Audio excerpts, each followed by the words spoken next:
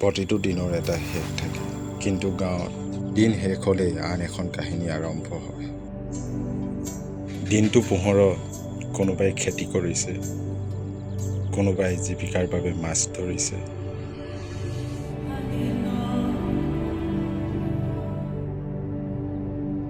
জীৱন ইয়াৰ ধীৰ, কিন্তু কেতিয়াও থমকি নাথাকে।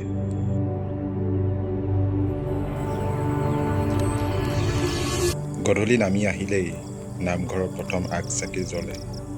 সেই পোহৰে কেৱল নামঘৰখনেই নহয়, বহু মনকো শান্তি দিয়ে।